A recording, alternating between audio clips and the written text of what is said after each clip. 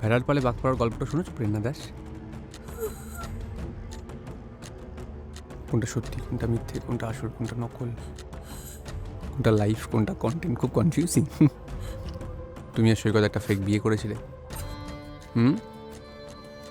সবাই কিন্তু বিশ্বাস করেছিল সত্যি, কিন্তু পরে সবাই ভাবলো এটা মিথ্যে, সবার বিশ্বাস ভেঙে গেল। তোমরাই তো বলেছো যে লাইফটা একটা কন্টেন্ট।